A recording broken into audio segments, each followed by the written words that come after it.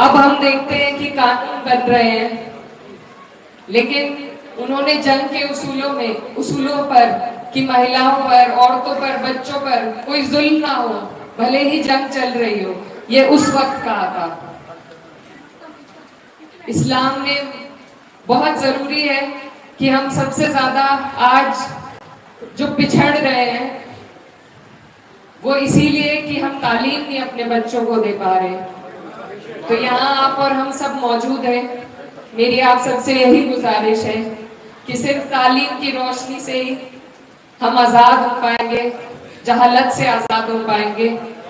और खास तौर पर हमारी बच्चियों की, लड़कियों की तालीम पर सभी को गौर करने की जरूरत है। अस्सलाम वालेकुम। आज आप सभी ककरौली वालों का मैं दिल की गहराइयों से शुक्रिया अदा करना चाहती हूँ कि इस कदीमी मजलिस में आपने मुझे मेहमाने खुसूसी के तौर पर यहाँ पर बुलाया। की गहराई से आप सभी का शुक्रिया अदा करना चाहती हूँ। आज के दिन की बहुत बड़ी अहमियत है। आज अयाम अज़ा का आखिरी दिन है और आज ही के दिन हजरत इमाम हुसैन का लुटावा काफिला मदीना पहुंचा था।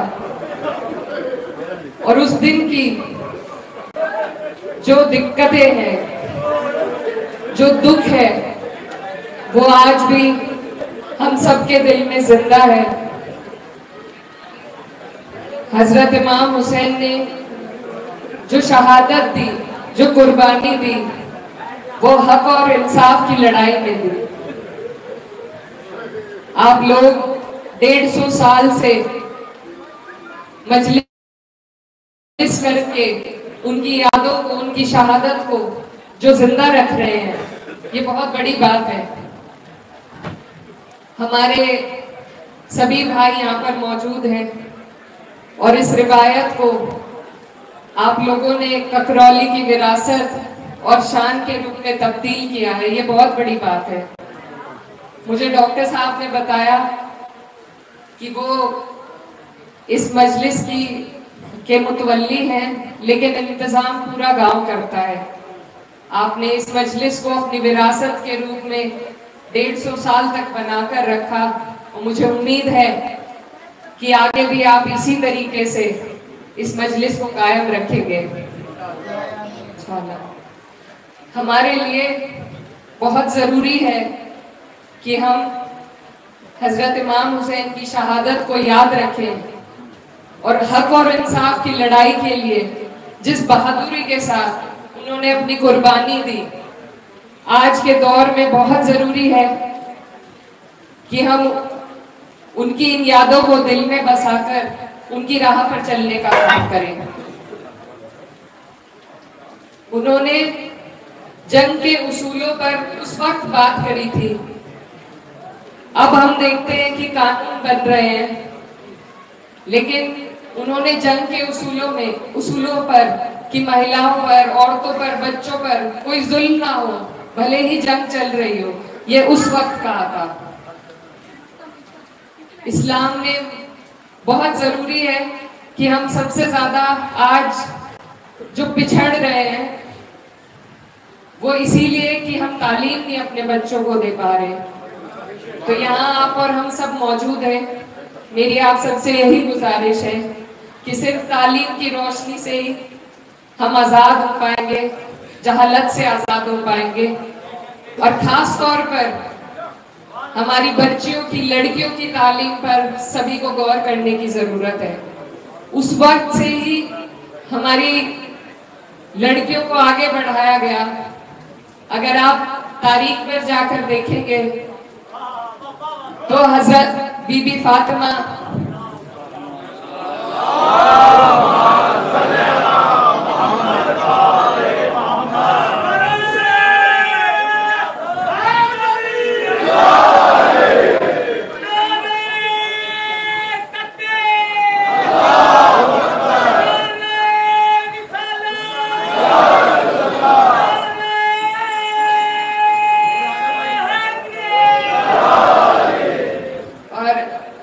बीबी ज़ैनब ने उस वक्त ही लड़कियों की तालीम, और उन्होंने तकरीर तक करने की उनको इजाजत थी। तो उसी दस्तूर को आज आपको और हमें आगे ले जाना है।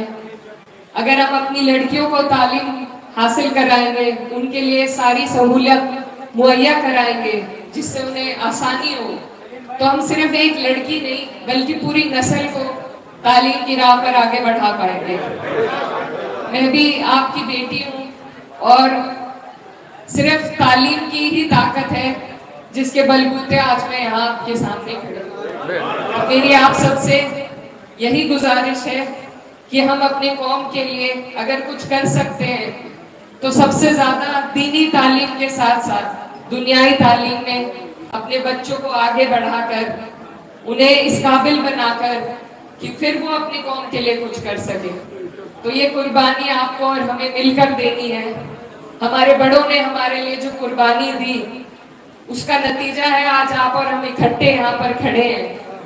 अब हम सबका फर्ज है कि हम सब इस राह में कुर्बानी दें कि हम अपने बच्चों को, अपनी लड़कियों को आला से आला तालीम हासिल कराएं ताकि वो भी दिखा सके कि इस्लाम असल में किस चीज के लिए खड़ा है।